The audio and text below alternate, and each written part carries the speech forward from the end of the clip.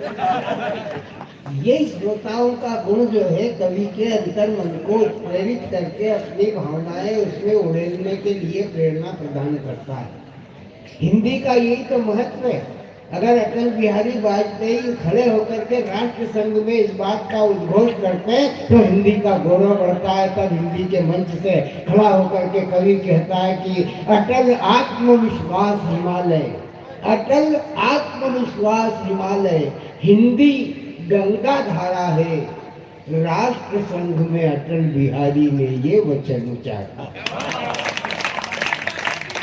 तो हिंदी काव्य को अपनी भाषा में उड़ेल करके आनंद की सृष्टि करते हुए सच्चिदानंद के करीब ले जा करके घनानंद से अभिभूत कर देने का काम जिस भूत के द्वारा किया जाए, जिसकी कविताएं सुनकर के मन अभिभूत हो जाता है, ऐसे डॉक्टर और पद्मश्री सुरेंद्र दुबे जी हमारे बीच में है। ये दुबे हैं, दुबे। इनसे पूछा कि तुम दुबे क्यों हो, तो ये बोले कि हमारे एक पिताजी थे, एक माताजी थे, उन दोनों के मिलने से हम पैदा हुए, इसलिए दुबे। वहाँ पे त्रिवेदी और चतुर्वेदी भी बैठे थे।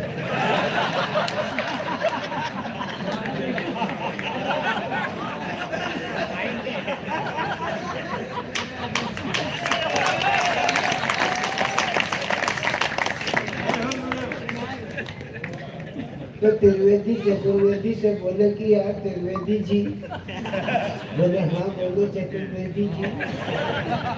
बोले यही प्रश्न अपने से किया तो अपन क्या जवाब देंगे, तो निकल लो। अब वो निकले वहां से तो रास्ते में मिश्रा जी मिल गए। बोले कहाँ जा रहे हैं, बोले पटिए पर ही जा रहा हूँ। बोले मत जाना। बोले क्यों, बोले वहाँ ऐसी समस्या चल रही है, दुबे और त्रिवेदी चतुर्वेदी, हम तो खुद कोई ना कोई जवाब दे देते, तुम तो फिर मिश्रा। तो तुम क्या जवाब दोगे। इतनी देर में उनकी वार्ता हो ही रही थी कि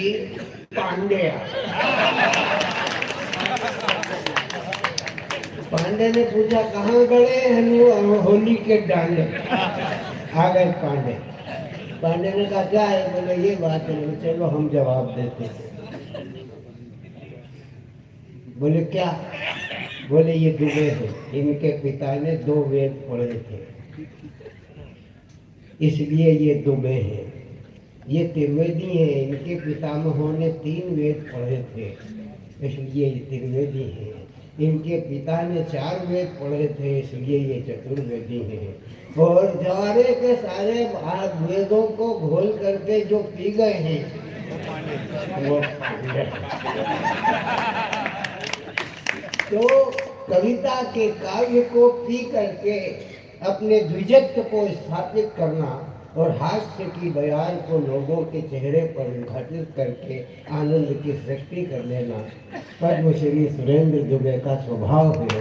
और स्वभाव के प्रभाव को मैं आपके बीच में आमंत्रित करता हूँ। जोरदार तालियां बजा करके देश को देने का स्वागत।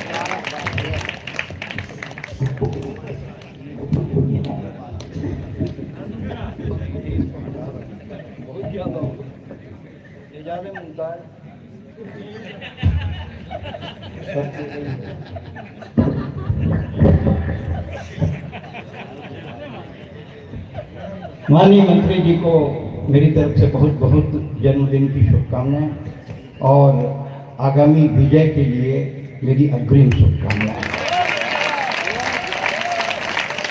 जैसे आप बैठे हैं, बाजू में चंद्रशेखर अग्रवाल जी बैठे हैं। आज के 22 साल पहले, मैं ईमानदारी से माइक की कसम खा के बोल रहा हूँ, आज के 22 साल पहले सरदार पटेल स्टेडियम अहमदाबाद में कवि सम्मेलन हो रहा था। कुमार विश्वास संचालन कर रहा था, मैं कविता पढ़ रहा था। जैसे चंद्रशेखर जी बैठे हैं वैसे अमित शाह बैठे थे जो उस समय अहमदाबाद के महापौर थे। आप बैठे हैं, वैसे नरेंद्र मोदी बैठे थे।